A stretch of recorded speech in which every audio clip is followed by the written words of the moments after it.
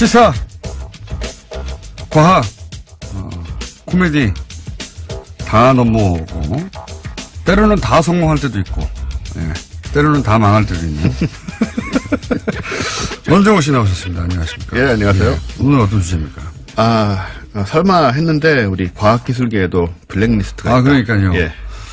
이거 진짜 이해가 안 가는. 왜냐면 과학기술 이 분야의 분들이 갑자기 도로로 뛰어나와가지고 집회를 하는 경우나 막 성명을 정치적 사안을 적극적으로 내는 경우가 극히 드물거든요. 드물죠. 극히 드문데 왜 여기까지 블랙리스트를 만들었을까? 저도 그게 궁금한데 네. 일단은 블랙리스트를 만드는 것은 전 정권의 속성이 아니었나. 어떤 쪽에도. 그렇게 이해하면 사실은 예를 들어서 체육계도 만들고 다 만들었어야 될 것 같은데 여기 그러니까 문화예술계는 이해가 가잖아요. 그렇죠. 예, 드라마나 영화가 미친 영향이 크니까 대중에게. 네. 그거는 잘했다가 아니라 왜 그랬는지를 알겠는데 이 과학기술계 블랙리스트를 만들었다는 보도가 나오니까 이거 왜 그랬다고 이해하십니까? 과학기술계에서는? 일단 과학자들은? 나름 상황은 좀 있습니다. 과학자들은 지금 이거에 대해서 별 관심이 없고요. 네. 이런 상황에 대해서는 보면 어떤 계기가 있냐면 이 블랙리스트 작성된 시점이 김명자 전 장관이 네. 한국과학기술단체 총연합회, 그러니까 과총이라고 그러죠. 네. 회장으로 선출된 직후였어요. 예. 그런데 이게 김명자 장관이 어떤 분이냐면 김대중 정부 시절에 4년 동안 환경부 장관을 지낸 분이고 예. 17대 통합민주당 국회의원이었고 예. 2010년에 김대중 평화센터 이사였거든요. 그 과학기술 단체장이 지금 그때 기준으로 야당 인사가 되니까. 그렇죠.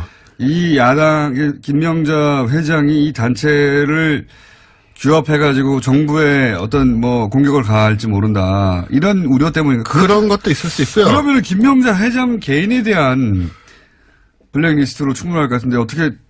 이게 이제 어떻게 된 거냐면은 선출이 됐다는 거죠. 과총 회장으로. 그러니까 과총에 속한 사람들이 뽑았다 이런 사람을. 그러니까 과총. 네. 거기에 속해 있는 개인이나 단체를 다 뒤져봐라. 예. 이게 보나마나 이게 저 야당 좌익 혹은 주사파일 테니까 그런 게 아니었나 이제 생각이 그게 들죠.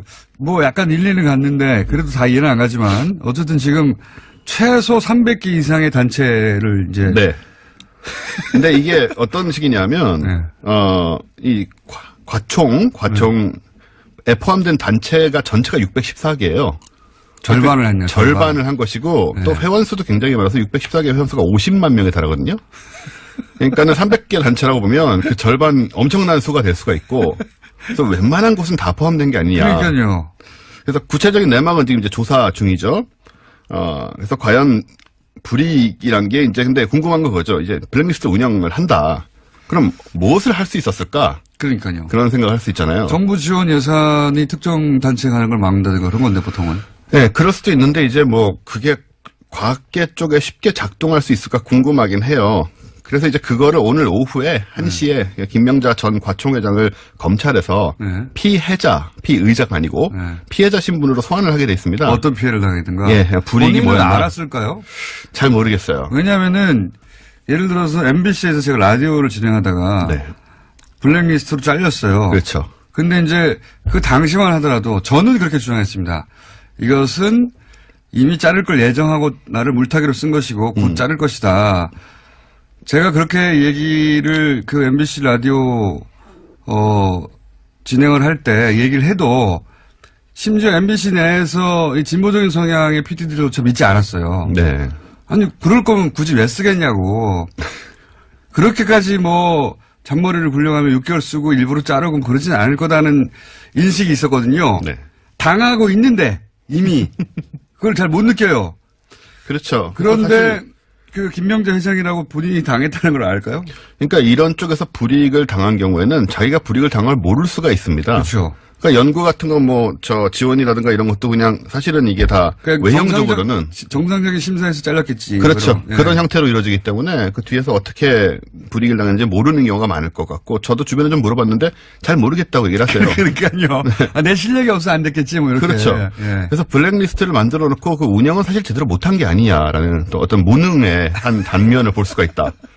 과학기술계에서는 지금 그렇게 내부적으로 판단합니까? 아직은 그런데 이제 조사를 하다 보면 또 뭐가 나올지 모르겠죠. 이게 몰라서 그런 걸 거예요. 이런 거를 작성을 했다고 하고 네. 작성을 하면 실행을 하는 게 국정원 같은 조직이에요. 그렇죠. 예. 그러니까 본인들의 서류가 미비하거나 실력이 안 됐거나 심사 기준에 못 미쳐서 탈락했다고 생각하는 사람들이 실제로는 제가 방송에서 잘리고 6년 있다가 보니까 그때 자르라고 했던 블랙리스트에 올라갔던 것처럼 그렇게 확인해야만 믿게 되는 그런 경우를 거라고. 그리고 이제 과학기술 쪽 분들이 좀 이렇게 순진하시잖아요.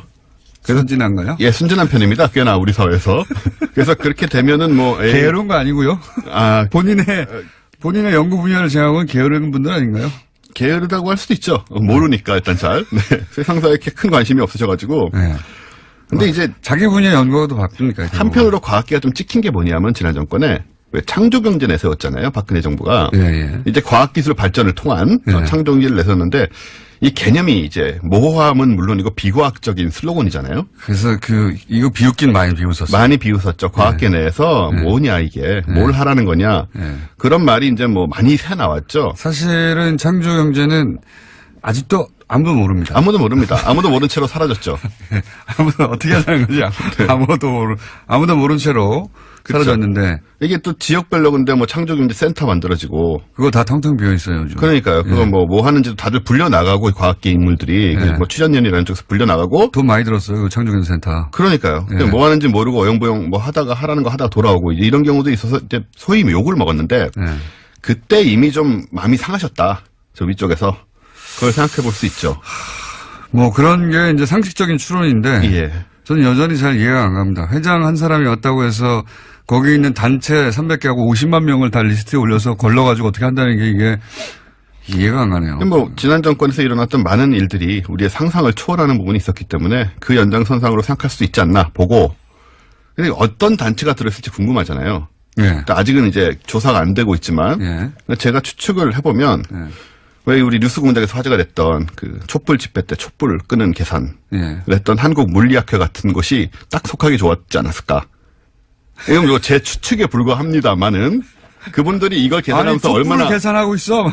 그 성향을 미리 이제 파악하고 그분들이 이걸 계산할 때 얼마나 즐거워했는지 옆에서 봤기 때문에 그런 성향들은 이제 충분히 국정원에 의해서 그 확인이 되지 않았을까 이미 이제 그런 생각이 들고요. 그래서 지금 저희는 되게 궁금합니다. 이게 조사 결과가 어떻게 나오고. 과학기술계는 화가 난 게 아니라 문화예술계는 자기 밥줄을 끊었다고 지금 화를 내고 막 시위하고 막 한판 붙자는데 과학계에서는 궁금하네. 우리 속했나 아닌가? 나는 들어있나? 뭐 이런 생각들을 순진하게들 하고 있죠. 들어갔으면 우리 왜 들어갔지? 나 괜찮았는데? 나는 괜찮았는데. 안 들어갔으면 왜 쟤는 들어가 우리는 안 들어갔지? 저는 이제 개인적으로 제가 들어있을지 굉장히 궁금해요. 본인은 본인을 과학기술인으로 분류했느냐? 과학기술인인지 아닌지도 잘 모르겠고요. 이분들이 국정원에서 어떻게 분류했나에 따라서 제가 원종우 씨는 잡인이죠, 잡인. 사실 안 속하고 문화예술인도 될랑말랑해도 안 돼서 거기도 못 들어갔거든요. 그래서 제가 정체성이 불분명해서 성향은 되게 좀 찍힐만한데. 원종우 씨는 문화예술계에 들어가도 전혀 이상하지 않죠. 우리나라 최초의 인디밴드 그리고 기타로 영국에 가서 학위를 따오신 분입니다. 그리고 그리고 이제 방송 작가도 하셨고 방송 작가로 유명한 다큐도 많이 하셨고 그다음에 지금은 이제 과학 팟캐스트를 하고 출판도 해서 베스트셀러도 냈고 그중에 크게 성공한 건 없어요. 그게 문제인 것 같아요. 지금 하고 있는 이 과학 기술인들을 팟캐스트로 소개하고 과학을 대중에게 알리고 이게 제일 크게 성공한. 그렇습니다. 네. 지금 계속 이제 점점 더 성공하고 있고요. 그래서 아무튼 정체성이 불분명해서 여기도 제가 못 꼈을 것 같은데 근데 흥미로운 점 뭐냐면요. 과학자들 중에 실제로 진보적인 사람들이 많다는 조사가 있었어요. 이건 미국에서 한 건데. 그렇군요. 2010년에 미국 조사에 따르면 미국의 과학자 중에 공화당 지지자는 단 6%. 에 불구하고 그렇게 굉장히 화제가 됐습니다. 그건 제가 보기엔 이념의 문제라기보다는 과학적으로 논리적으로 추론하는데 훈련이 된 분들이 보수의 논리구조 좀 허술하거든요. 어디나. 바로 그렇습니다. 그렇기 때문에 그런 거죠. 그러니까 앞뒤가 말이 안 되잖아 이런 거죠. 민주당 지지자가 55%니까 굉장히 차이가 나는데 말씀하신 것처럼 이제 과학의 속성에 진보적인 면이 있기 때문에 그런 면이 있지 않나 생각을 합니다. 그러니까 이념의 논리의 문제라고 봅니다. 그 예. 부분은. 자, 원종우 씨였습니다. 감사합니다. 감사합니다. 내일 뵙겠습니다. 안녕! 이게 이제 어떻게 된 거냐면은 선출이 됐다는 거죠. 과총 회장으로. 그러니까 과총에 속한 사람들이 뽑았다 이런 사람을. 아, 그러니까 과총. 네. 거기에 속해 있는 개인이나 단체를 다 뒤져봐라. 예, 이게 보나마나 이게 저 야당 좌익 뭐 혹은 주사파일 테니까 그런 게 아니었나 이제 생각이 그게 들죠. 뭐 약간 일리는 갔는데 그래도 다 이해는 안 가지만 어쨌든 지금 최소 300개 이상의 단체를 이제 네. 근데 이게 어떤 식이냐면 네.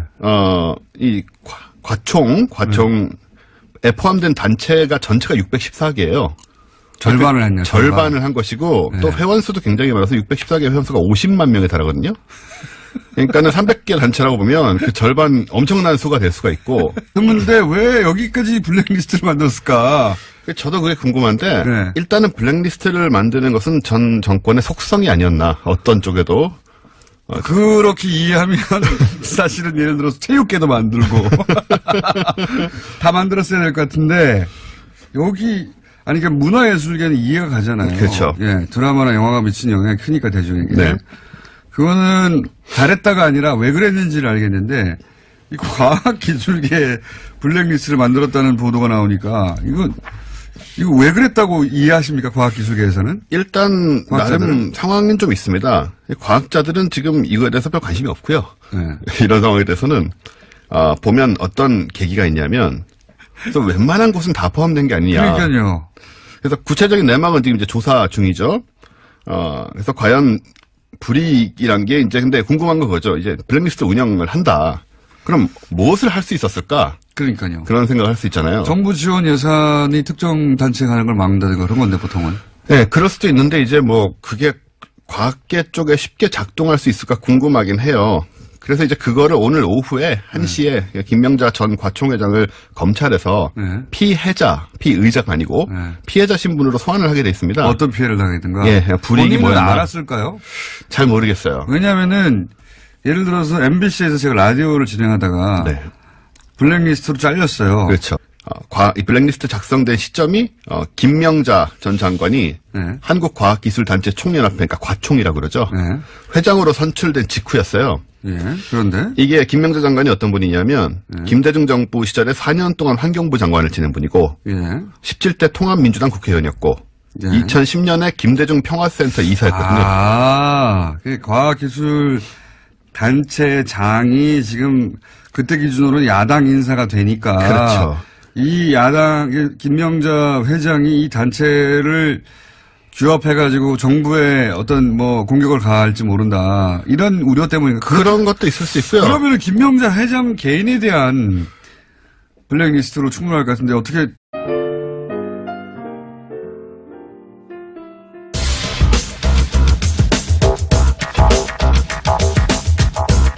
자, 시사, 과학, 코미디 다 넘어오고 때로는 다 성공할 때도 있고 때로는 다 망할 때도 있는 원종우 씨 나오셨습니다. 안녕하십니까? 예, 안녕하세요. 오늘 어떤 주제입니까?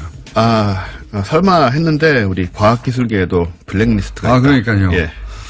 이거 진짜 이해가 안 가는. 왜냐면 과학기술 이 분야의 분들이 갑자기 도로로 뛰어나와가지고 집회를 하는 경우나 막 성명을 정치적 사안에 적극적으로 내는 경우가 극히 드물거든요. 드물죠. 극히